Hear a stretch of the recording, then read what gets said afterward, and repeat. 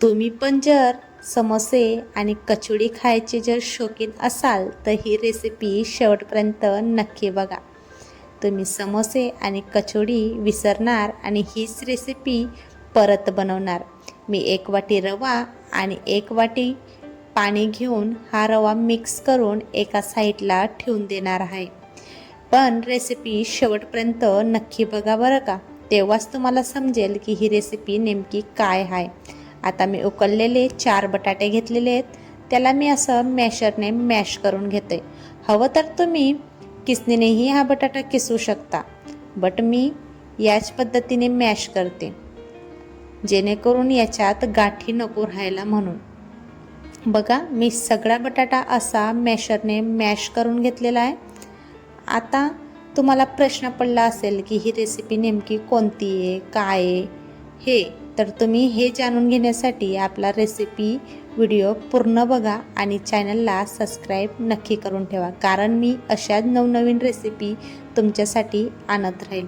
आता मी किसलेला 1 गाजर, मध्यम आकाराचा कांदा, 1 शिमला मिरची मध्यम आकाराची आणि 4-5 मी हिरव्या मिरच्या.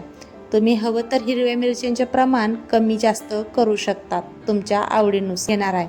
आता मी किसलेलं आलं आणि लसूण तेही टाकलं आणि थोडीशी मी कोथिंबीर चिरून घेतली होती, तीही मी टाकून याला एकत्र असं मिक्स करून घेणार आहे. तुम्ही चम्मचच्या मदतीने मिक्स करा किंवा हाताच्या मदतीने करा, काम एकच होणार आहे. बघा, आता मी हे सगळं असं मिक्स करून घेणार आहे.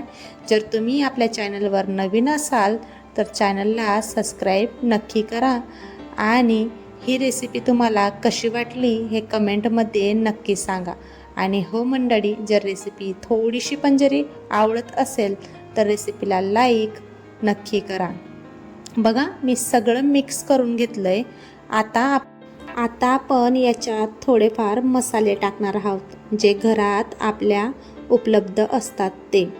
बघा, मी अर्धा चम्मच जिरं आणि अर्धा चम्मच मी मिरची पावडरचा वापर केला आहे, कारण आपण पहिलेही मिरची टाकलेली होती. मी गरम मसाला आणि अर्धा चम्मच जिरा पावडरचा वापर केला आहे. चवीनुसार आपण मीठ घालूया आणि अर्धा लिंबू मी पिळून घेणार आहे. लिंबाच्या रसाचा वापर किंवा तुमच्याकडे आमसूल असेल, जे आपण कोकम म्हणतो, त्याच्या पाणीचाही तुम्ही वापर करू शकता. नाही तर आमचूर पावडर, त्याचाही तुम्ही वापर करू शकता. आता आपण हे सगळं मिक्स करून एका साईडला ठेवून देणार आहोत आणि पुढची कृती आपण बघून घेणार आहोत. आता आपण रवा आणि पाणी घालून एका साईडला तो भिजत घातलेला होता, तो चांगला असा फुलून गेलेला आहे. आता अर्धी वाटीपेक्षा कमी मी, म्हणजे जर चम्मचच्या माप म्हटलं तर 3-4 चम्मच मी पाणी घातलेलं असेल. बघा, मी मस्त असं फेटून घेतलं आणि त्याच्यात मी 1 चम्मच चिली फ्लेक्स म्हणजे कुटलेली मिरची आणि कोथिंबीर, चवीनुसार मीठ टाकून आपण आता हे बॅटर मस्त असं मिक्स करून घेणार आहोत.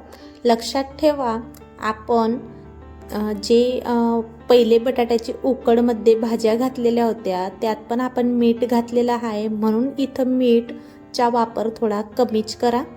आता अर्धा चम्मच मी जिरं टाकले. जिरं तेव्हा दाखवायचे विसरले, म्हणून मी ही क्लिप साईडला लावली आणि मी तुम्हाला दाखवते. बघा, परत आपण मिक्स करून घेणार आहोत. आता हे आपण साईडला ठेवून देऊया आणि ज्या भाज्या आपण मिक्स करून ठेवल्या होत्या ते बघूया.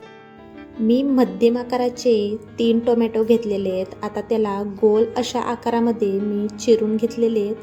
आता बघा, टिक्कीचा जसा शेप असतो त्याप्रमाणे आपण हे बॅटर सगळं असा टोमॅटोला लावून घेणार आहोत, म्हणजे याची आपण टिक्की बनवून घेणार आहोत. जसं तुम्ही बर्गर किंवा काही दुसरा पदार्थ खातात त्याच्यामध्ये जशी टिक्की असते त्याप्रमाणे ही टिक्की बनवून आपण रेडी करून घेणार आहोत.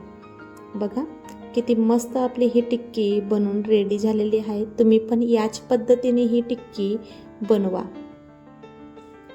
तुम्ही ही रेसिपी जर एक वेळेस बनवून बघितली आणि खाल्ली तर तुम्ही बर्गर पिझ्झाही खायचं विसरणार, इतकी टेस्टी ही रेसिपी लागते.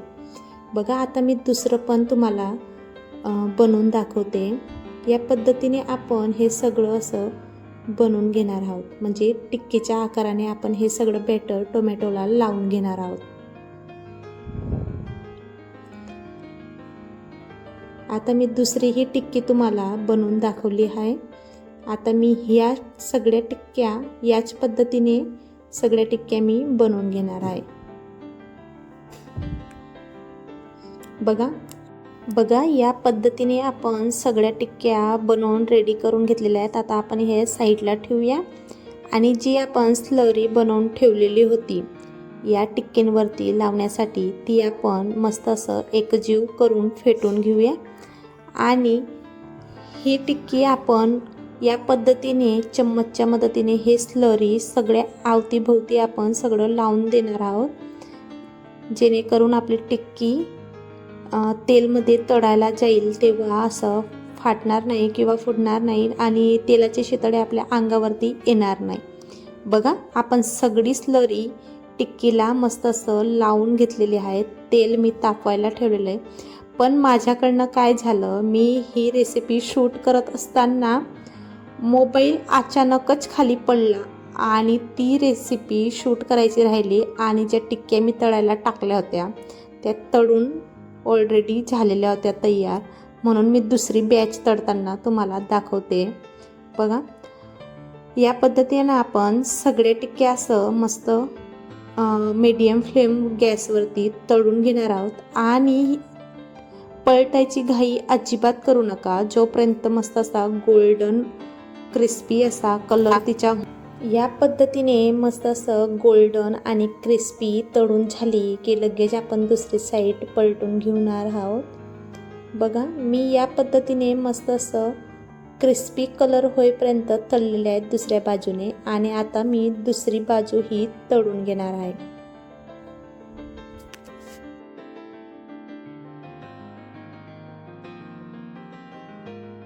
आता आपली दुसरी बाजू पण तळून रेडी झालेली आहे. आता आपण एका झाऱ्यामध्ये हे टिक्क्या सगळ्या काढून घेणार आहोत.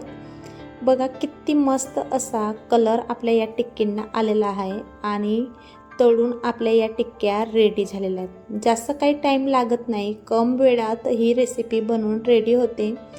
जर तुम्हाला ही रेसिपी आवडली तर रेसिपीला लाईक आणि चॅनलला मात्र सबस्क्राईब नक्की करा.